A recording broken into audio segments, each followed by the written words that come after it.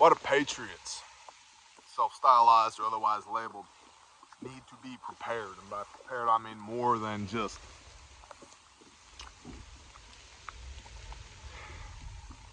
self-sufficiency was the way of this land and our people for a long time. I prefer dangerous freedom to comfortable slavery or comfortable tyranny, right?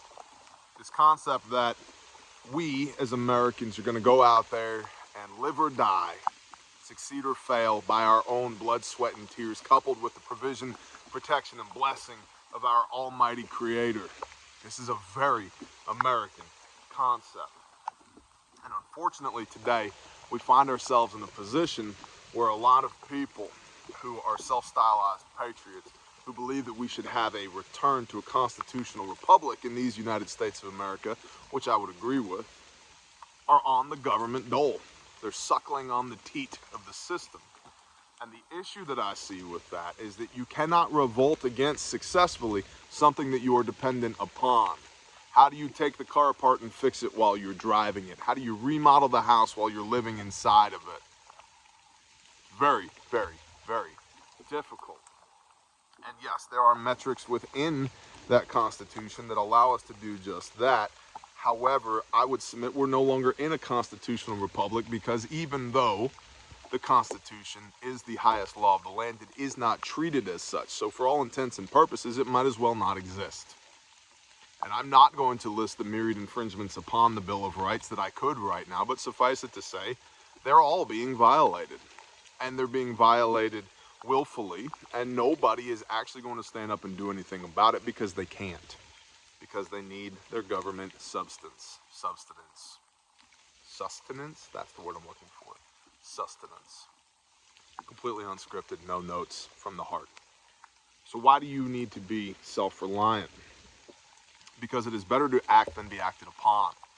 Because if I'm not dependent upon you or anybody else to feed me, I get to have a say in the matter about what I'm going to do. If I'm not dependent upon you or anybody else to feed and clothe and protect my family, I don't have to get on the bus to go to the re-education camp. And a lot of people, if you really sat down and thought about it and mapped out what your life looks like right now, don't have that level of freedom. And it doesn't mean that you can't. In fact, you can, and I think you should. I think you should be diligently growing food right now.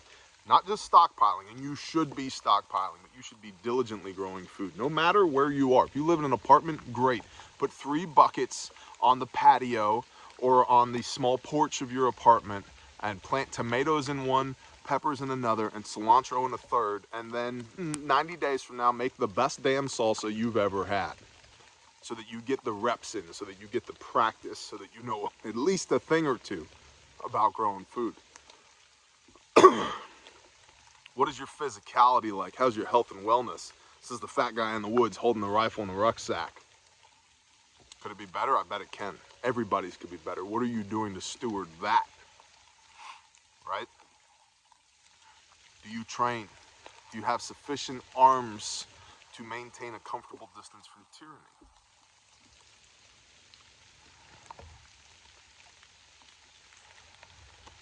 Not saying that they should be used necessarily, saying that a well-trained and determined foe often has a say in the matter. And it's sad as hell that people who love this country might even be considered, and probably are considered by a lot of elements, to be the problem. And unfortunately, there's not much we can do about that, because the system is derailing itself. There's going to be a train wreck, says I. The big 3 indicators that I look at are economic collapse. Just read some articles. Civil unrest. Bruh. Read some articles. And food scarcity. Read some articles.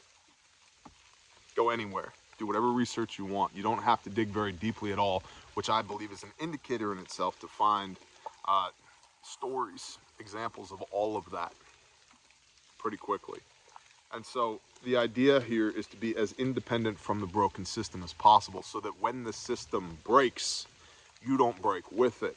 so that whatever comes next could potentially be put back together again, or created like a phoenix out of the ashes, and something that is honorable of our Creator, and something that is honorific of our core tenets as Americans. Hear the thunder in the background? It's pretty cool.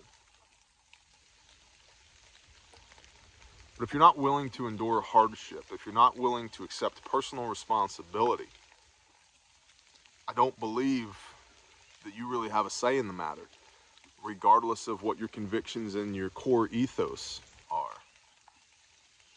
Because you won't be able to act. If you can't act, it doesn't matter. If you're not as independent from the system as possible, it doesn't matter.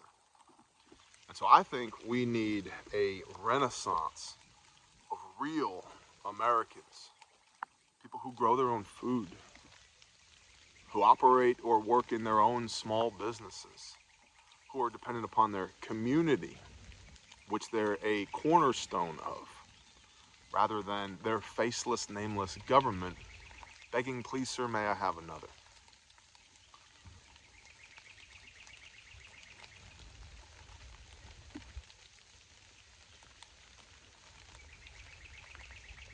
I've seen what governments are capable of, and what the men and women who constitute those governments are capable of. I don't believe that government should have a monopoly on force. In fact, that's why the Second Amendment was created. That gift, that right, comes from our Creator, and it's codified in the Second Amendment. I've seen what governments can and do. I don't trust them. Not from a tinfoil hat conspiracy theorist angle. I don't trust them with the most important things that I have: my life, my wife, and my children. I don't trust them with my money. Why would I be dependent upon them for my own well-being? As a patriot, as somebody who wants this country to flourish and revitalize. How could one talk so much bravado on the internet? Well, we're just gonna nothing. We're just gonna nothing. Because too many people are too dependent upon the machine. I'm here to tell you that machine's breaking. And I don't want you to break with it. So I would strongly suggest you audit your life and determine what areas you are most dependent upon the system, and then develop courses of action, A, B, C, D, to limit your dependence upon those facets of the system, so that you can maintain a comfortable distance from tyranny. Because I think it's going to get weird, y'all. And I want it to get as least weird as possible for you, for your people, for the people that you love. And that's what's on my heart. Appreciate y'all. Shalom.